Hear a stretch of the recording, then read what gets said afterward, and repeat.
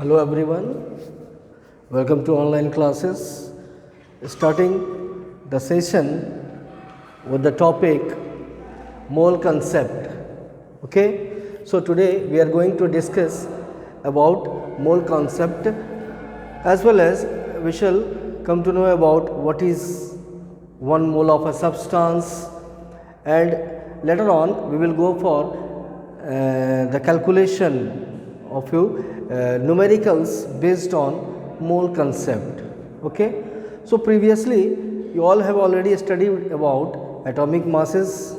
Okay, and further we have calculated molecular masses as well as formula unit mass of various compounds. Okay, and you have been given several tasks to carry out.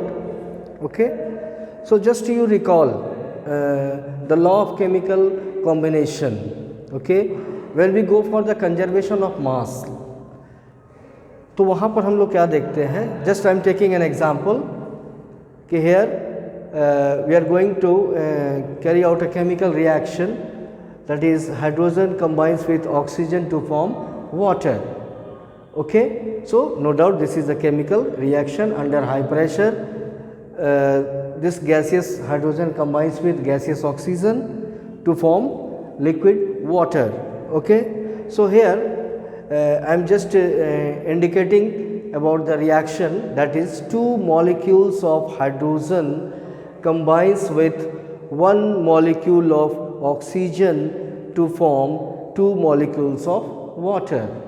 Okay, यानी आपने देखा कि हमने hydrogen और oxygen का chemical combination के बाद, ठीक है, after balancing the equation we get कि 2 मॉलिक्यूल्स हाइड्रोजन का और 1 मॉलिक्यूल ऑक्सीजन का कंबाइन करके वाटर के 2 मॉलिक्यूल्स का फॉर्मेशन करता है.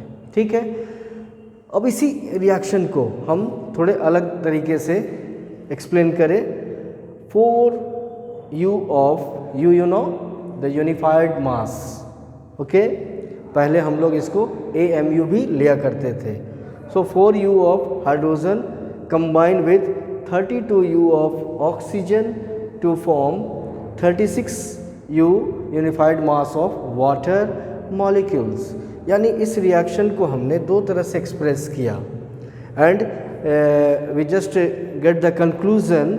वी सी दैट कि the quantity of substance can always be characterized by its mass और the number of molecules. यानी किसी भी सब्सटेंस के, ठीक है, जो के अंदर जो क्वांटिटी होती है उसको कैरेक्टराइज करने, उसको फाइंड आउट या ऑब्जर्व करने का एक तरीका होता है उसके मास या what ever the number of molecules present.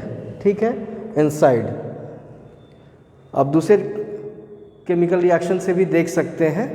ठीक है, यानी कि अब हम लोग इसमें थोड़ा सा आगे बढ़े, लेकिन हम लोग ये जानते हैं कि but a chemical reaction indicates directly the combination of number of atoms, molecules, particles, ions.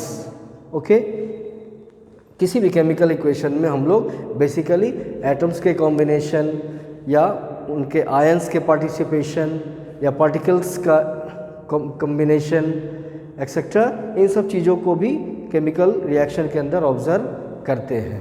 ठीक है, so dear student, let's take 1 mole of a substance. Okay, now we are going to express कि what is 1 mole of a substance. So let me erase this. Okay, so you know 1 mole of substance, 1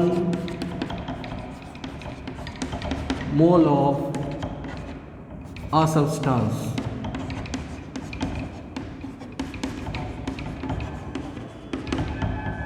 Now we shall take 1 mole of a substance. You know कि 1 mole of any species का मतलब हो गया substance, चाहे वो atoms हो, molecules हों, ions हों, पार्टिकल्स हों, is that quantity in number having a mass equal to its atomic और मॉलिक्यूलर मास इन ग्राम। तो सबसे पहले हम लोग इसको थोड़ा एक्सप्रेस करें। 1 मोल ऑफ एनी स्पीसीज। अब स्पीसीज में क्या हो सकते हैं? एटम्स भी हो सकते हैं, मॉलिक्यूल्स भी हो सकते हैं, ठीक है, आयंस भी हो सकते हैं, पार्टिकल्स भी हो सकते हैं, ठीक है। Is that quantity in number, ठीक है, यानी कि 1 मोल ऑफ एनी स्पीसीज, उस क्वांटिटी को नंबर में कहते हैं having a mass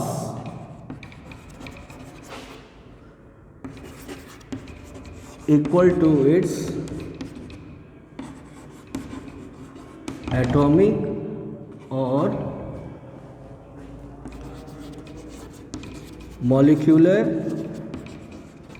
mass in grams, ठीक है, ग्राम या ग्राम्स भी कहिए, ठीक है, न्यूमेरिकल, क्योंकि नंबर जैसे इंक्रीज करेंगे तो where we have to use grams.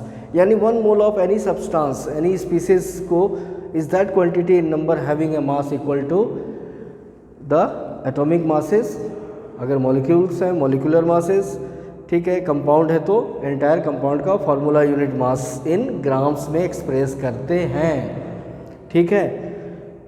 तो इससे क्लियर हो गया कि हम लोगों ने जो एटॉमिक मास पढ़ा, जिससे हम लोगों ने फर्दर कैलकुलेशन किया मॉलिक्यूलर मास का, फिर फार्मूला यूनिट मास बनाया, तो वो entire mass of the substance is equivalent to 1 mole, ठीक है।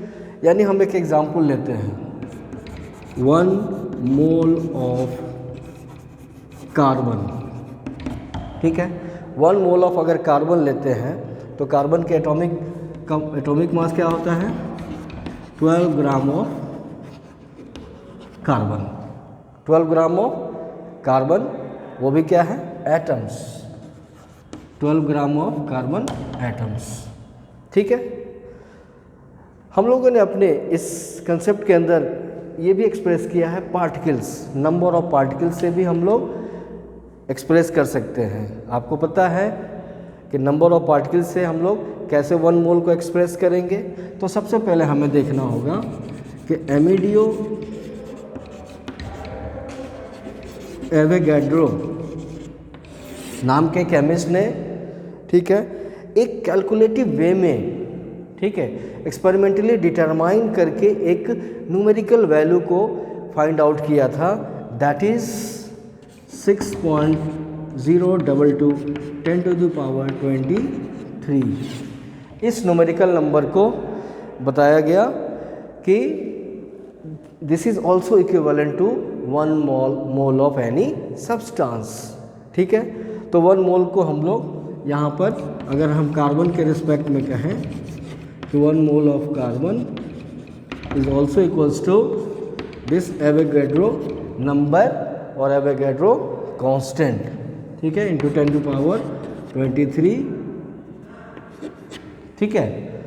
इसमें कोई यूनिट नहीं होगी क्योंकि नंबर ऑफ पार्टिकल्स की बात यहाँ पर हो रही है। यही है एटम्स ऑफ कार्बन ही कहलाएगा, ठीक है, एटम्स ऑफ कार्बन, ठीक है। तो मोल कंसेप्ट को हम लोग थोड़ा सा और आगे बढ़ाते हैं क्योंकि इसमें हम लोग को बेसिकली कैलकुलेशन करने हैं, ठीक है। तो एक चीज़ तो आप बिल्कुल कंक्लूड कर लीजिए, just keep it in your mind कि 1 मोल ऑफ कोई भी सब्सटेंस जो होता है वो उसका एंटायर एटॉमिक मास, मॉलिक्यूलर मास या फार्मूला यूनिट मास ग्राम में होता है, ठीक है। या 1 मोल ऑफ कोई भी substance is also equivalent to 6.022 into 10 to power 23 atoms of that very substance, ठीक है, जो कि एवोगाड्रो नंबर या एवोगाड्रो कांस्टेंट भी कहा जाता है, ठीक है। So dear students, I am just removing all this, एक चीज़ आप जान लीजिए कि अब हम लोग जो न्यूमेरिकल के प्रैक्टिस करेंगे कि how do we go for the calculation on the basis of given mass, molecular mass.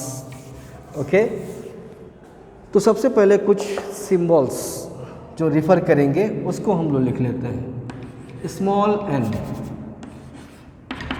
This indicates number of moles. ठीक है, ये इंडिकेट करेगा नंबर ऑफ मोल्स को। फिर हम लोग small m, it's a given mass. इस पे थोड़ा सा समझिए, गिवन मास यानी आपको कोई एक न्यूमेरिकल देगा, एक एप्लीकेशन बेस्ड क्वेश्चन देगा, तो उस क्वेश्चन में क्या पूछेगा कि the given mass of such and such substance और atoms of such and such element is इतना, कोई भी नंबर दे देगा, स्पेसिफिक नंबर दे देगा, तो इसको हम लोग स्मॉल m से मानेंगे। यानी हो सकता है कि हमको इसको कैलकुलेट भी करना पड़े कहीं ना कहीं, या तो ये गिवन होगा हमारे क्वेश्चन में, ठीक है, लेकिन ये फिक्स्ड नहीं होगा। ठीक है, फिक्स्ड क्या होगा, वो ये capital M, it's a molar mass, ये फिक्स्ड होगा। ठीक है, मोलर मास। अब आपको बता रहे हैं कि मोलर मास के लिए आपके न्यूमेरिकल में at the end of the question it will be given in the bracket कि the atomic mass of aluminium is 27 U, the atomic mass of carbon is 12 U और 12 ग्राम।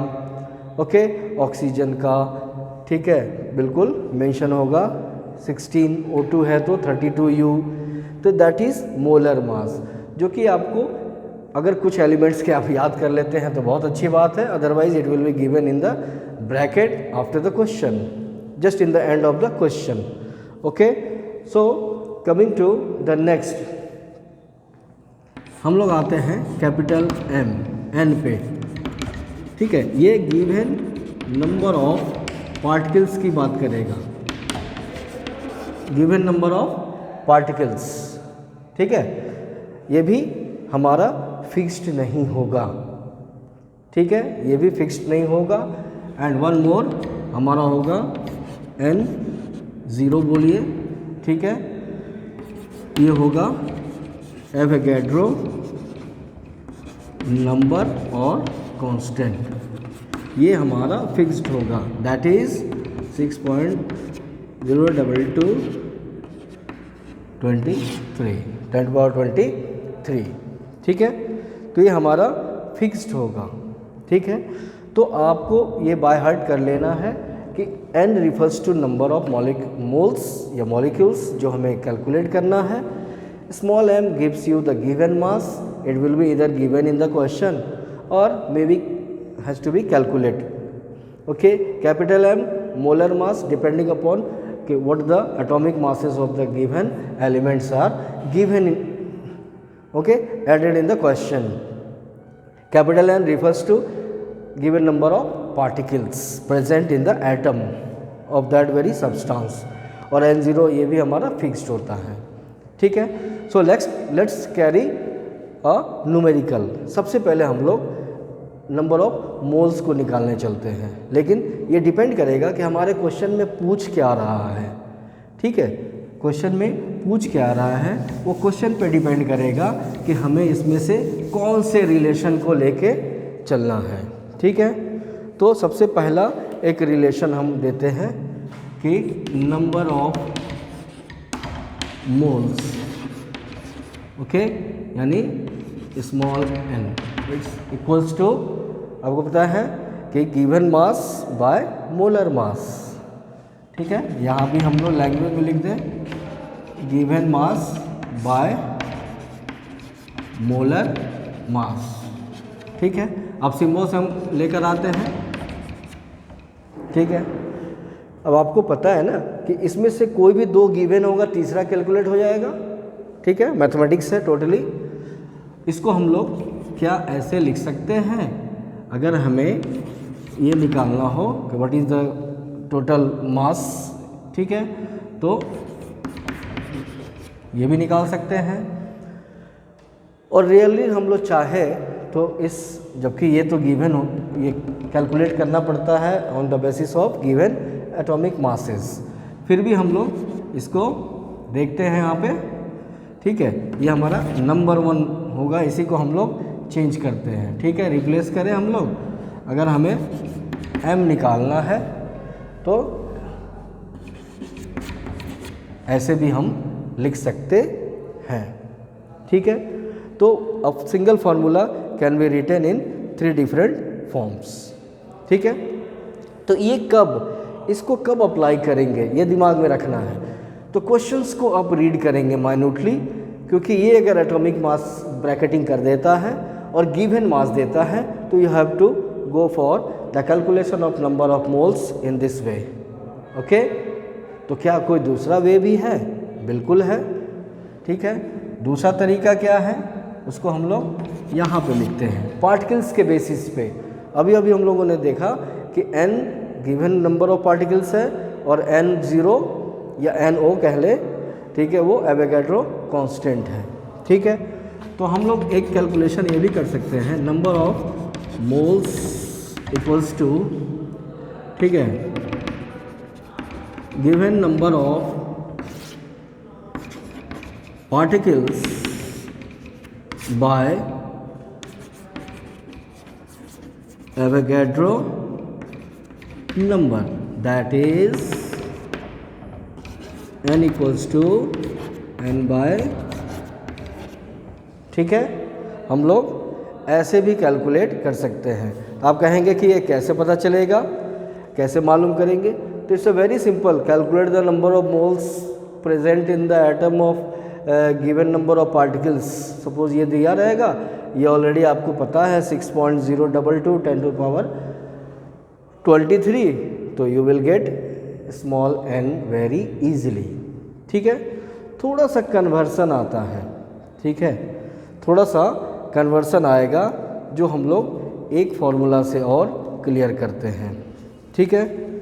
वो कैसे करेंगे अब हम लोग देखते हैं, ठीक है। इसी को लेके चलते हैं, आप ध्यान देंगे, आप सीक्वेंस को मिलाएंगे फ्रॉम सेकंड नंबर में हम लोगों ने देखा कि हमारे पास number of moles equals to क्या है, given number of particles by Avogadro number, ठीक है। तो इसको ही पहले लिखते हैं, ठीक है। अब बताइए, can we write this as, लिख सकते हैं? Yes, why not. इसको हमने चेंज कर दिया, ये इससे मल्टीप्लाई हो गया, एंड यानी कि if you require to calculate the given number of particles, जब उसको कैलकुलेट करना होगा तो we can go in this way. आइए, पार्टिकल्स दिया हुआ है, ठीक है। अब क्या है, एवोगाड्रो नंबर का आपको पता है, ठीक है, और मोल्स नहीं पता है, तो क्या मालूम है वहाँ पर? एटॉमिक मास पता है और गिवन मास पता है। इट मीन्स इसको हम लोग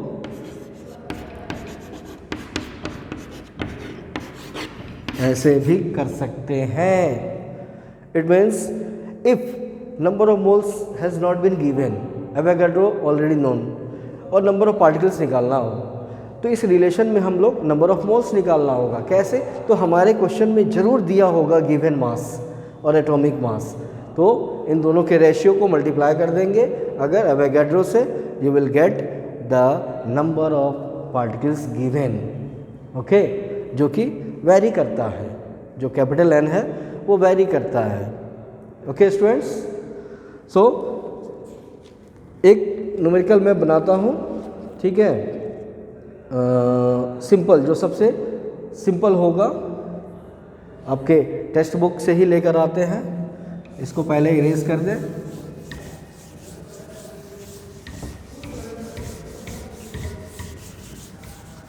हम लोग कैलकुलेट करते हैं, calculate the number of moles, हम लोग क्वेश्चन ही लिखते हैं, calculate the number of moles. चलिए, हमने क्वेश्चन लिया 52 gram of helium of He helium atom, ठीक है। अब अगर इसको कैलकुलेट करना है तो हीलियम एटॉमिक नंबर का जस्ट डबल मोस्टली एलिमेंट्स के एटॉमिक मासेस होते हैं, ठीक है। तो वी नीड, ठीक है, और m हमारा कितना है 52, ठीक है। कैपिटल M कितना होगा, ये लिख लीजिए 4G, ठीक है। उसको कैलकुलेट कर लीजिए। अब आइए हम लोग फॉर्मूला पे इसको अप्लाई करते हैं, ठीक है। 52/4